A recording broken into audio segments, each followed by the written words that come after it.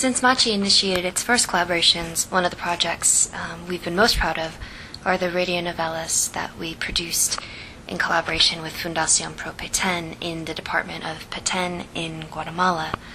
The radio novellas brought knowledge about the ancient Maya and the value of conserving archaeological sites, and promoted modern traditions, including the Quechua language in which the episodes were recorded, in addition to Spanish versions. This is the only one of the MACHI programs to reach a significant adult population with messages of conservation, but unfortunately, after producing 40 episodes, the cost of the production of new episodes has become prohibitive. Rather than abandon this successful program, we've chosen to introduce a new pathway via which MACHI's objectives to make sustainable its cultural heritage programs could be met. Beginning in late 2010, the cultural heritage episodes of the radio novela Entre Dos Caminos will be adapted for the classroom.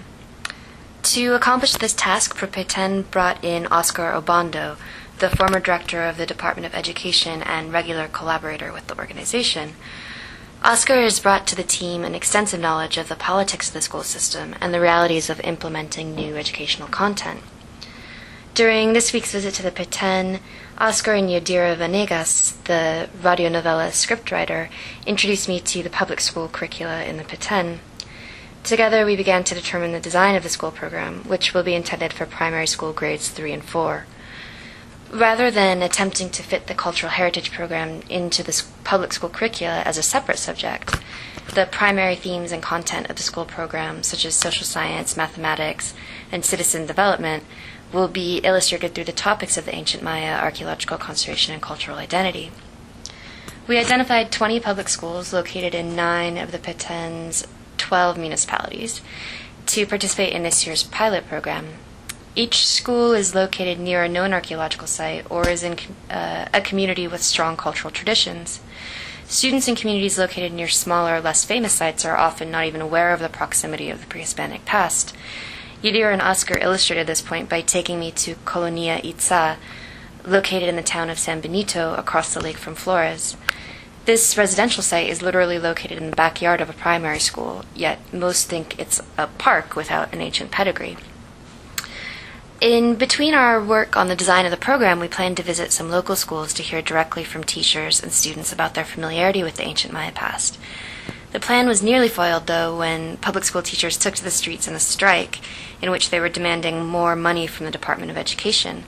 But luckily, one primary school in San Benito remained open during the week, and although it's not one of the schools that will be involved in the pilot program, our visit to Tres de Abril provided us with some insight about the lack of information about the pre-Hispanic past in the primary school curriculum. Although the pilot program will take place at primary schools, Jorge, a young secondary school teacher and actor in the Entre Dos Caminos series from the community of La Máquina, located 11 kilometers from the site of Yaxha, wanted to participate in the program. Because we were unable to visit other primary schools due to the strike, we traveled to La Máquina to speak with Jorge and his students about what they had learned during primary school.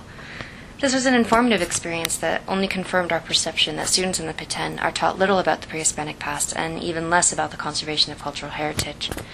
So despite some minor hiccups, we had an excellent and very productive week. Stay tuned for future exciting updates. This is Shoshi Parks coming to you from Flores, Guatemala.